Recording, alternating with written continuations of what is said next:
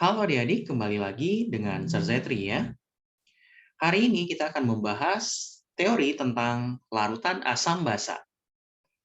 Nah, bagi adik-adik kelas 11, materi larutan asam basa ini dipelajari di semester 2 ya. Namun sebelum kita lanjut, jangan lupa like, komen, dan subscribe. Dan misalnya kalau ada pertanyaan, silakan ditulis atau diketik soalnya di kolom komentar ya. Dan jangan lupa di-follow juga IG Sir Zetri, Zetri LD ya. Nah, sekarang coba kita lihat. Apa saja yang harus kita pahami yang berhubungan dengan teori asam larutan asam basa ya. Nah, yang pertama yang harus kita ingat, yang harus kita pahami berhubungan dengan larutan asam basa adalah yang pertama berhubungan dengan teori. Teori asam dan basa. Nah, teori asam basa yang pertama itu disampaikan oleh Arrhenius. Nah, kalau menurut teori asam basa Arrhenius itu mengatakan bahwa kalau asam ketika ia dilarutkan dalam air, maka dia akan menghasilkan ion H+. Sementara kalau basa ketika dilarutkan dalam air, dia akan menghasilkan ion OH-. Nah, apa contohnya? Kalau misalnya kita ambil di sini HCl. Kalau kita ionkan, maka di sini dia menghasilkan H+ dan Cl-. Atau kalau misalnya di sini ada NaOH, maka di sini dia akan menghasilkan ion Na+ dan di sini ada juga ion OH-. Nah, kalau HCl kan di sini ada ion H+-nya, maka HCl ini bersifat asam ya. Sementara kalau NaOH dia menghasilkan ion OH-. Kalau OH- berarti dia bersifat basa ya. Nah, jadi Arrhenius itu asamnya katanya adalah asam itu dia akan menghasilkan ion H+ ketika dimasukkan atau dilarutkan dalam air, sementara kalau basa dia akan menghasilkan ion OH- ya. Nah, itu teori asam basa yang pertama, yaitu teori asam basa Arrhenius. Dan kemudian ada asal teori asam basa yang kedua, yaitu teori asam basa dari Bronsted-Lowry. Nah, kalau teori asam basa Bronsted-Lowry ini apa? Apa yang dimaksud dengan asam dan kemudian apa pula yang dimaksud dengan basa menurut teori asam basa Bronsted-Lowry ini? Kalau asam adalah pemberi proton. Nah, pemberi proton atau H ya. Sementara kalau basa ini kebalikannya, di sini dia penerima H ya. Penerima proton atau penerima H. Nah, kalau misalnya kalau berhubungan dengan teori asam basa Bronsted-Lowry ini, kalau kita ambil contoh, misalnya contoh soalnya seperti contoh reaksinya kita ambil dalam bentuk seperti ini. Misalnya di sini ada NH3 bereaksi dengan H2O, maka dia akan menjadi NH4+ ditambah dengan OH-. Nah, ketika kita berbicara tentang Bronsted-Lowry, kita harus melihat pasangan reaksi sebelum dia bereaksi dan setelah dia bereaksi. Contohnya, NH3 menjadi NH4+ ya. Awalnya NH3 ini hanya cuma 3, kemudian setelah bereaksi hanya menjadi 4. Berarti dia menerima satu buah H dari H2O. Karena NH3 ini menerima H, maka dia bersifat basa ya. Maka kalau NH3 sudah bersifat basa, otomatis H2O akan bersifat asam. Dan kemudian kalau NH3 sudah bersifat basa, maka setelah dia bereaksi, maka dia akan jadi yang namanya asam konjugasi ya. Sementara kalau H2O yang awalnya dia bersifat asam, maka setelah dia bereaksi menjadi OH-, maka dia akan menjadi basa konjugasi ya. Nah, jadi ini kalau teori asam basa Bronsted-Lowry, asam itu adalah pemberi proton, sementara basa itu adalah penerima proton ya.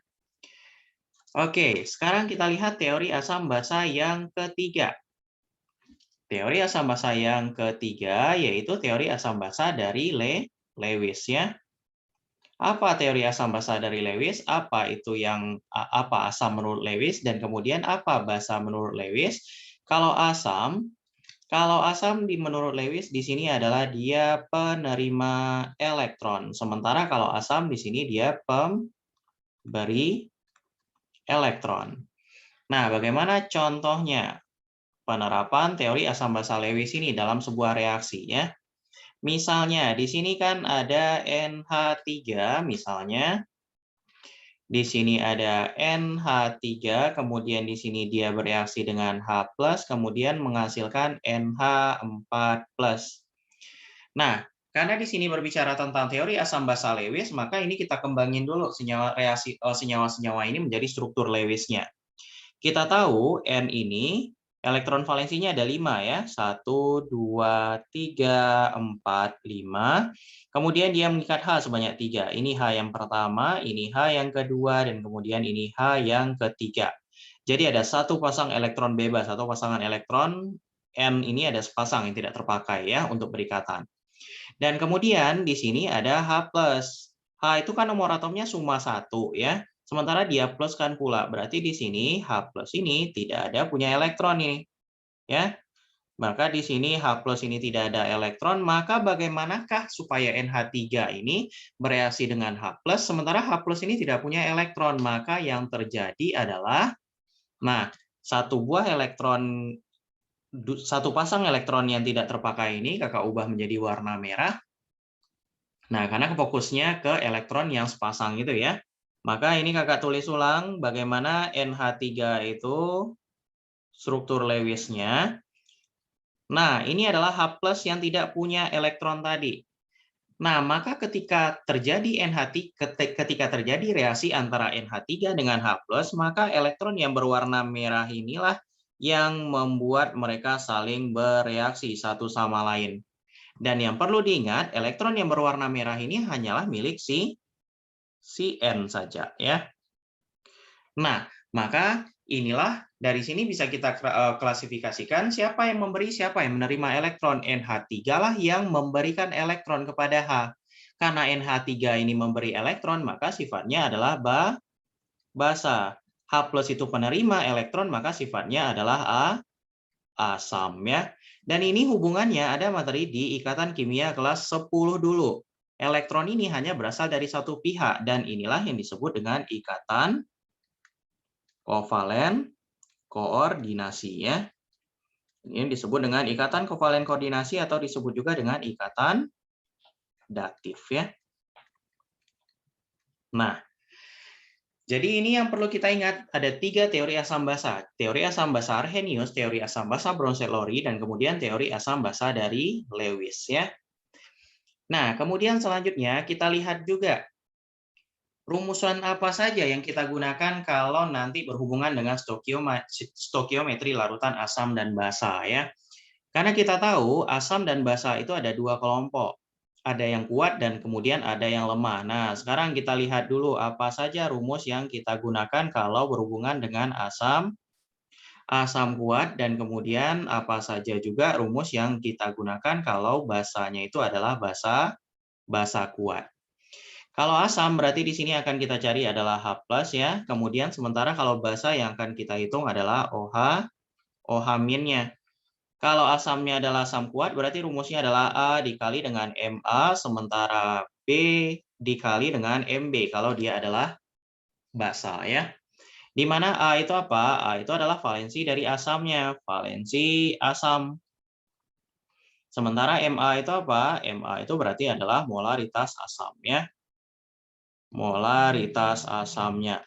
Nah, kemudian kalau B ini apa berarti? Kalau B ini berarti valensi basa ya. Valensi basa. Jadi valensi itu kalau asam jumlah ion H+, sementara kalau B atau valensi basa itu adalah jumlah ion OH- ya. Sementara kalau di sini ada Mb berarti di sini adalah molaritas basanya ya. Berarti di sini molaritas basa. Nah, jadi ini rumus-rumus yang kita gunakan kalau misalnya senyawanya itu adalah senyawa asam kuat atau basa kuat. Nah, selanjutnya apa saja kalau misalnya rumus yang kita gunakan kalau misalnya asamnya itu adalah asam lemah. Ya. Asam lemah atau basa lemah. Jadi kalau misalnya dilihat antara asam kuat dengan basa kuat itu sebenarnya rumusnya hampir sama ya. Tetapi kalau asam yang dihitung adalah H+, sementara kalau basa yang dihitung adalah OH- ya pertama kali direct prosesnya ya. Nah, kalau asam lemah bagaimana rumusnya? Berarti rumusnya adalah H+ sama dengan akar ya. Buka akarnya Ka dikali dengan Ma.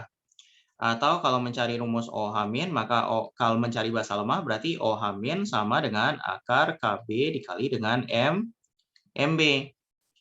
Atau bisa juga menggunakan rumus lain.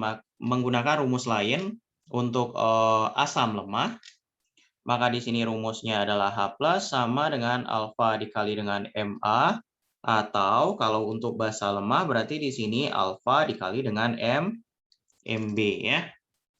Nah, kemudian kalau misalnya ada pertanyaan berbicara tentang penentuan alfa, alfa itu apa? Alfa itu bisa dihitung Ka per Ma. Atau kalau basa berarti alfa itu adalah akar Kb dibagi dengan Mb ya. Nah, sekarang kalau misalnya kita lihat keterangannya. Kalau kita lihat keterangannya yang pertama ada Ka atau ada Kb. Nah, Ka atau Kb itu apa? Tetapan ionisasi asam atau basa ya. Asam atau basa. Jadi kalau Ka itu adalah tetapan ionisasi asam, sementara kalau Kb adalah tetapan ionisasi basa. Nah, kemudian apalagi yang berbeda di sini ada alfa. Alfa itu adalah derajat ionisasi ya, derajat ionisasi. Nah, jadi inilah rumus-rumus yang akan kita gunakan kalau misalnya senyawanya bersifat asam kuat, asam lemah, basa kuat atau basa lemah ya. Dan kemudian kalau misalnya yang ditanya adalah bagaimana pH-nya, maka rumus pH itu sama dengan minus logaritma dari H+.